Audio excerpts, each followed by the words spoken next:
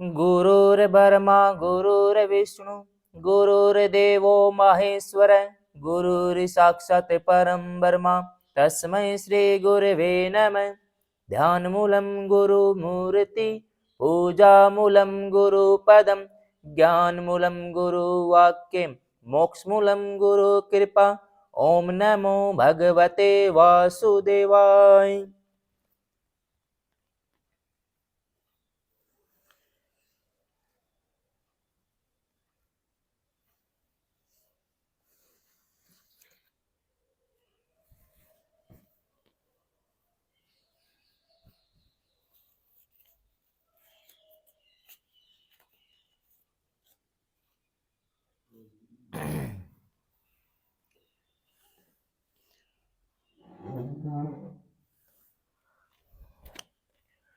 ओम नमो भगवते वासुदेवाय।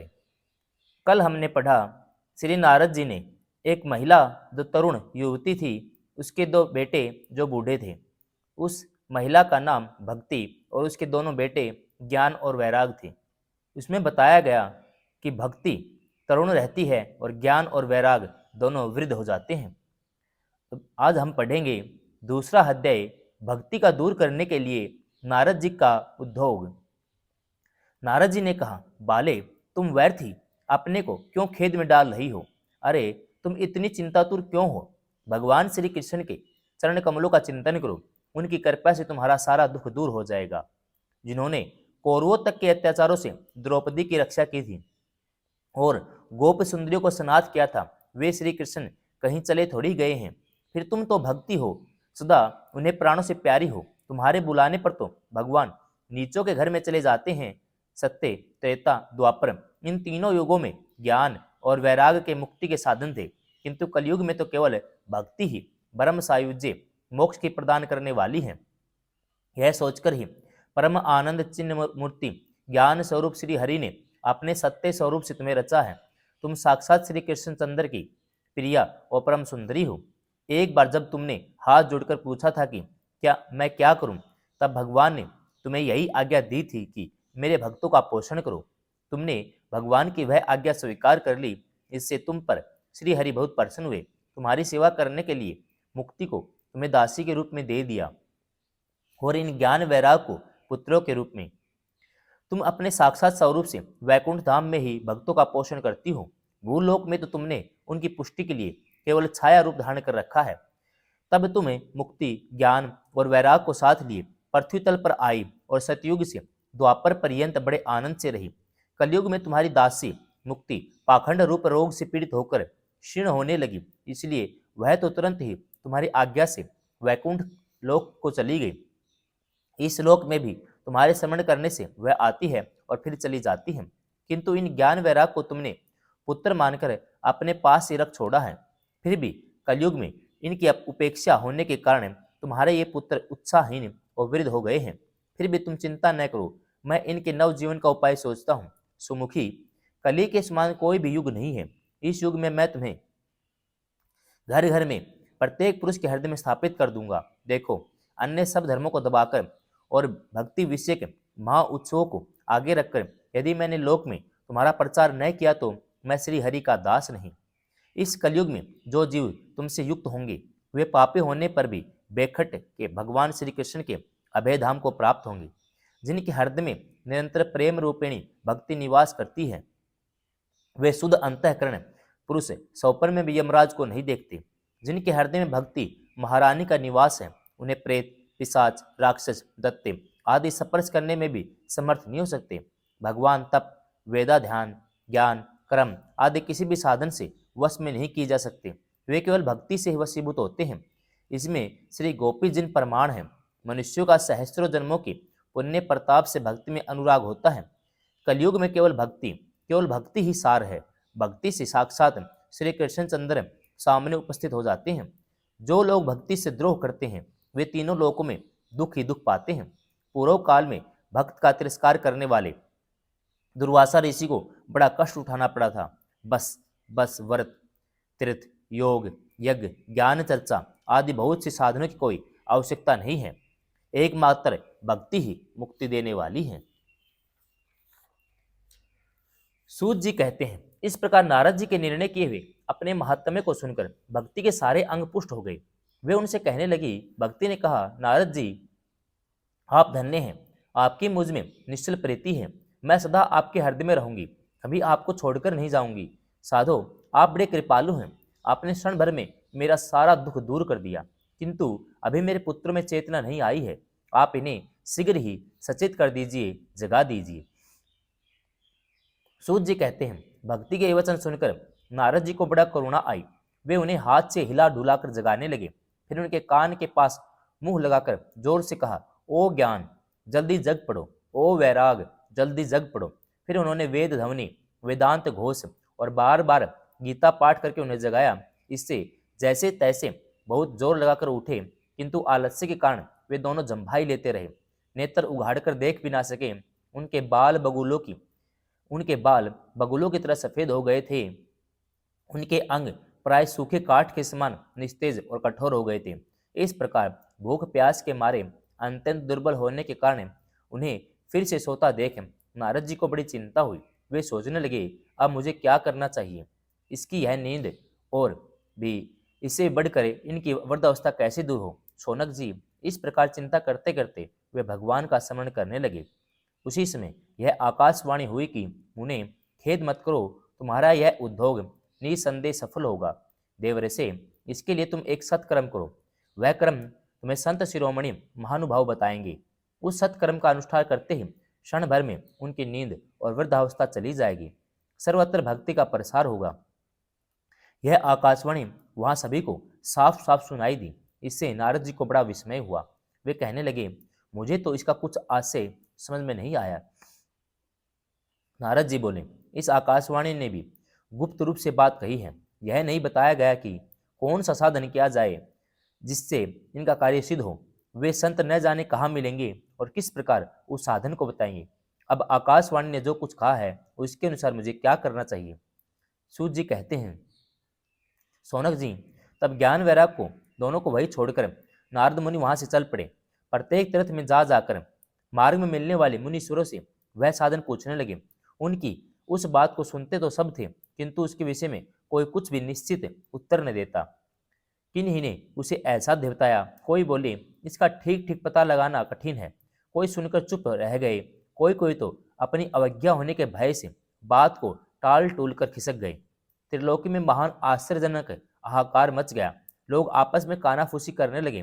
भाई, जब वेद ध्वनि, वेदांत घोष और बार बार गीता पाठ सुनाने पर भी भक्ति, ज्ञान और वैराग्य ये तीनों नहीं जगाए जा सके, तब और कोई उपाय नहीं है। स्वयं योगीराज नारद जी को जिसका ज्ञान नहीं है, उसे दूसरे संसारी लोग कैसे बता सकते हैं। इस प्रकार जिन जिन ऋषियों से इसके विषय में पूछा गया, उन्होंने निर्णय करके यही कहा कि यह बात है दुसाध्य ही है। तब नारद जी बहुत चिंतातुर हुए, बद्रीवन में आ गए। ज्ञान वैराग को जगाने के लिए वहां उन्हें यही निश्चय हुआ कि मैं तप करूंगा। इसी समय उन्हें अपने सामने करोड़ों सूर्यों के समान तेजस्वी सनकादि मुनीश्वर दिखाई दिए। उन्हें देखकर वे मुनिश्रेष्ठ कहने लगे। नारद जी ने कहा, महात्माओं, इस समय बड़े भाग्य से मेरा आप लोगों के साथ समागम हुआ है। आप मुझ पर कृपा करके शीघ्र ही वह साधन बताइए। आप सभी लोग बड़े योगी, बुद्धिमान और विद्वान हैं। आप देखने में 5-5 वर्ष के जान पड़ते हैं, किंतु हैं पूर्वजों से भी पूर्वज। आप लोग सदा वैकुंठ धाम में निवास करते हैं, निरंतर हरि कीर्तन में तत्पर रहते हैं, भगवत लीला अमृत का रसवादन कर सदा उसी में उन्मत्त रहते हैं। एकमात्र भगवत कथा ही आपके जीवन का आधार है। हरि शरणम, भगवान ही हमारे रक्षक हैं। यह वाक्य मंत्र सर्वदा आपके मुख में रहता है। इसी से काल प्रेरित वर्धावस्था भी आपको बाधा नहीं पहुंचाती। पूर्व काल में आपके भू भंग मात्र से भगवान विष्णु के द्वार पर जय और विजय तुरंत पृथ्वी पर गिर गए थे। फिर आपकी ही कृपा से वे पुनः वैकुंठ लोक पहुंच गए। धन्य हैं, इसमें आपका दर्शन बड़े सौभाग्य से हुआ है। मैं बहुत दीन हूँ। आप लोग स्वभाव से ही दयालु हैं, इसलिए मुझ पर आपको अवश्य कृपा करनी चाहिए। बताइए, आकाशवाणी जिसके विषय में कहा है वह कौन सा साधन है, मुझे किस प्रकार उसका अनुष्ठान करना चाहिए। आप इसका विस्तार से वर्णन कीजिए। भक्ति, ज्ञान और वैराग को किस प्रकार सुख मिल सकता है और किस तरह इनकी प्रेम पूर्वक सब वर्णों में प्रतिष्ठा की जा सकती है। सनकादि जी ने कहा, देवर्षि आप चिंता न करें, मन में प्रसन्न हो। उनके उद्धार का एक सरल उपाय पहले से ही विद्यमान है। नारद जी आप धन्य हैं, आप विरक्तों के शिरोमणि हैं, श्री कृष्ण दासों के शाश्वत पथ प्रदर्शक और भक्ति योग के भास्कर हैं। आप भक्ति के लिए जो उद्योग कर रहे हैं, यह आपके लिए कोई आश्चर्य की बात नहीं समझनी चाहिए। भगवान के भगत के लिए भक्ति ही सम्यक स्थापना करना सदा उचित ही है। ऋषियों ने संसार में अनेकों मार्ग प्रकट किए हैं, किंतु वे सभी कष्ट साध्य हैं, परिणाम में प्राय स्वर्ग की प्राप्ति कराने वाले हैं। अभी तक भगवान की प्राप्ति कराने वाला मार्ग तो गुप्त ही रहा है। उसका उपदेश करने वाला पुरुष प्राय भाग्य से ही मिलता है। आपको आकाशवाणी ने जिस सत्कर्म का संकेत किया है उसे हम बतलाते हैं, आप प्रसन्न और समाहित चित्त होकर सुनिए। नारद जी द्रव्य यज्ञ, तपोयज्ञ, योग यज्ञ, 1.25 अध्याय रूप ज्ञान यज्ञ, ये सब तो स्वर्ग आदि की प्राप्ति कराने वाले क्रम की ओर संकेत करते हैं। पंडितों ने ज्ञान यज्ञ को ही सत्कर्म मुक्तिदायक कर्म का सूचक माना है। वह श्रीमद् भागवत का पारायण है, जिसका ज्ञान सुकादि महानुभाव ने किया है। उसके शब्द सुनने से भक्ति, ज्ञान और वैराग को बड़ा बल मिलेगा। इससे ज्ञान वैराग का कष्ट मिट जाएगा, भक्ति को आनंद मिलेगा। सिंह की गर्जना सुनकर जैसे भेड़िए भाग जाते हैं, उसी प्रकार श्रीमद् भागवत की ध्वनि से कलयुग के सारे दोष दूर हो जाएंगे। तब प्रेम रस प्रवाहित करने वाली भक्ति, ज्ञान और वैराग को साथ लेकर प्रत्येक घर और व्यक्ति के हृदय में क्रीड़ा करेगी। नारद जी ने कहा, मैंने वेद वेदांत की ध्वनि और गीता पाठ करके उन्हें बहुत जगाया, परंतु फिर भी भक्ति, ज्ञान और वैराग ये तीनों नहीं जगे। ऐसी स्थिति में श्रीमद् भागवत सुनाने से वे कैसे जगेंगे? क्योंकि उस कथा के प्रत्येक श्लोक और प्रत्येक पद में तो वेदों का ही तो सारांश है। आप लोग शरणागत वत्सल हैं, आपका दर्शन कभी व्यर्थ नहीं होता, इसलिए मेरा यह संदेह दूर कर दीजिए, इस कार्य में विलंब न कीजिए। सनकादि ने कहा, श्रीमद् भागवत की कथा वेद और उपनिषदों के सार से बनी है, इसलिए उनसे अलग उनकी फल रूपा होने के कारण वह बड़ी उत्तम जान पड़ती है। जिस प्रकार रस वृक्ष की जड़ से लेकर शाखा अगर पर्यंत रहता है, किंतु उस स्थिति में उसका आस्वादन नहीं किया जा सकता, वही जब अलग होकर फल के रूप में आ जाता है, तब संसार में सभी को प्रिय लगने लगता है। दूध में घी रहता ही है, किंतु उसमें उसका अलग स्वाद नहीं मिलता। वही जब उससे अलग हो जाता है, तब देवताओं के लिए भी स्वादवर्धक हो जाता है। खांड ईख के और छोर और बीच में व्याप्त रहती है, तथापि अलग होने पर उसकी कुछ और ही मिठास होती है। ऐसी ही भागवत की कथा है। यह भागवत पुराण वेदों के समान है। श्री व्यास देव जी ने इसे भक्ति, ज्ञान और वैराग की स्थापना के लिए प्रकाशित किया है। पूर्व काल में जिस समय वेद वेदांत के पारगामी और गीता की रचना करने वाले भगवान व्यासदेव खिन्न होकर अज्ञान समुद्र में गोते खा रहे थे, उस समय आपने ही उन्हें 4 श्लोकों में इसका उपदेश किया था। उसे सुनते ही उनकी सारी चिंता दूर हो गई थी। फिर इसमें आपको आश्चर्य क्यों हो रहा है जो आप हमसे प्रसन्न कर रहे हैं? आपको उन्हें शोक और दुख का विनाश करने वाला श्रीमद् भागवत पुराण ही सुनाना चाहिए।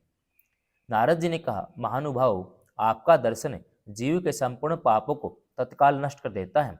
जो संसार दुख रूप दावानल से तपे हुए हैं, उन पर शीघ्र ही शांति की वर्षा करता है। आप निरंतर शेष जी के सहस्त्र मुखों से गाए हुए भगवत कथा अमृत का ही पान करते रहते हैं। मैं प्रेम लक्षणा भक्ति का प्रकाश करने वाले उद्देश्य से आपकी शरण लेता हूँ। जब अनेकों जन्मों के संचित पुण्य पुंज का उदय होने से मनुष्य को सत्संग मिलता है, तब वह उसके अज्ञान जनित मोह और मद रूप अंधकार का नाश करके विवेक उदय होता है। दूसरा अध्याय संपूर्णम।